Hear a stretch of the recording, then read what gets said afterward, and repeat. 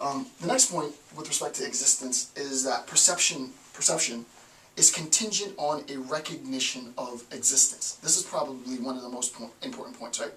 Perception, my ability to perceive the world, things around me, is contingent, depends on, my ability to see things around me, depends on there being things around me, right? So, insofar as I see tables and chairs and books and pictures, I can talk about my perception of these things, because my perception depends on the existence of these things. But the question then becomes, well, what about things that I can't perceive, right? What about red, for example? I think I see red, but where does red actually exist? It doesn't really exist in the object, because I've just demonstrated that one and the same object can't both be red and not red. Where does that redness lie? Where in the world, in the universe, is that thing? Okay. The next point is that the development of consciousness, right, the development of my mind, consciousness, is contingent on a recognition of existence. And for Arendt, this is irrefutable. This is undeniable. You cannot talk about consciousness or conscious development. We'll just label it as sort of like that, right? We cannot talk about consciousness, conscious development, without existence, right? And we'll classify this as existence. Right? Existence is the condition in which the necessary and sufficient condition, right? And then for those of you who understand the implication of that statement, then you understand. But existence is a necessary and sufficient condition for my consciousness, right? My consciousness is a condition of the existent world, right? So that when we're talking about my epistemology, right, my ability to learn, it is part of the, it is framed, if you will, by the external world. But that seems just to be an empiricist view. It doesn't seem to be any different from an empiricist view. It seems like, oh well, the external world imposes itself on your mind and you have representation, you have this coherence theory of truth or whatever it might be. That's not at all what she's saying. Why? Because she believes that our mind is actively, my mind, not even your mind. I'm not going to get solipsistic, but my mind, more importantly than your mind, is constituting reality, right? And you would say the same for me. You would say, no, it's my mind that's constituting reality. And you would say, well, Rand, you're in a contradiction here. She says there's no contradiction at all, right? Because there is no way for me to disprove your interpretation of reality. Likewise, there is no way for you to disprove my experience or my interpretation of reality. My interpretation of reality is what it is. So let me digress for a little bit, because she doesn't talk about this next section in the book, but I think it's important that I introduce it, and it's not me that really introduced it. This is a very old argument that pops up in many theorists in antiquity. So I want to talk about this so that you have an understanding, right? There are three forms of existence. Three forms of existence. And Rand doesn't talk about this at all in the book. And I forgot to show the book. The book that we're looking at is Ayn Rand's Introduction to Objectivist Epistemology. It's the expanded edition. To be honest with you though, I'm only going to cover the first 88 pages because that's really all you need to know. The first, I think it's 7 or 8 chapters. The rest of it is sort of commentary and background information, which is helpful, but her epistemology is covered in the first 88 pages, so you don't really have to read a lot in order to get a lot. However, it's going to take quite a bit of time to cover those 88 pages, right? It's very, very dense. So, she doesn't bring this up, but since she weighs so much emphasis on, all of her epistemology is contingent on existence, right? And our knowing of existence. So if you don't understand what existence is, then you're not going to have any understanding of Rand. Unfortunately, for whatever reason, she did not discuss in a very explicit sense what these forms of existence are, so I'm going to do that so you have sort of the background information, because it's general philosophical background. But if you don't have that background, you're not going to know what it is. So the first form of existence that you can have is what's known as possible existence.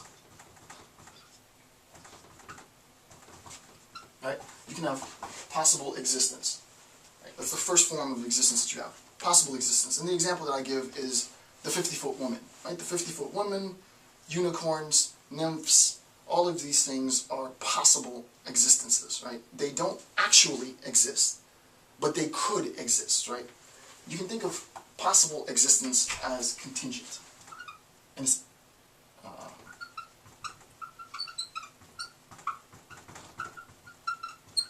and they could exist. Right? Possible existence is known as contingent existence, and it could exist. There could be a 50-foot woman. There could be unicorns. There could be nymphs, and so on.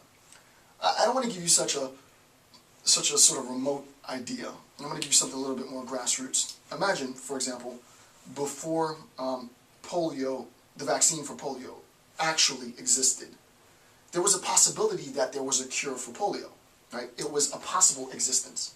And what ended up happening is that some very smart scholar decided to figure out what that could be, and got lucky, got a little bit of serendipity, a lot of good fortune, and realized, wow, I've discovered the cure for polio. That cure for polio then went from a possible existence, it migrated from something that could be to something that was, right? To something now that is, right? And I mean, epistemologists will spend their entire life just looking at that. What I've just said is extremely powerful, right? And this is the key, is that there is power, a lot of power, in recognizing possible existences, right? Arguably, I'm a philosopher and I'm an epistemologist, so I would say there is the most power in recognizing possible existence, right? This is what drives research. This is what drives industry. This is what drives capitalism. This is what drives everything. Recognizing things that aren't currently existent, but could possibly be existent, and manufacturing a method of ushering in that thing into existence, right? And it's exactly what I just said. The cure for polio is a perfect example. The recognition that bacteria cause disease and sickness. All of these things, scientific discovery, but not only scientific discovery, a lot of social science is built on a recognition of possible existence and bringing that possible existence into reality, right? Social scientists, if you're doing your job right, this is what we do for a living, right? We find things that aren't currently in existence and we usher them in. So what is an example? Montgomery bus boycotts in the 50s ushered into existence eventually an elimination of segregation, a recognition on the equality of African Americans and white Americans, right? There was an existence that was possible. Martin Luther King's "I Have a Dream" speech is a recognition of the possibility of this particular state of affairs, and through nothing more than his words, he was able to usher that existence into reality.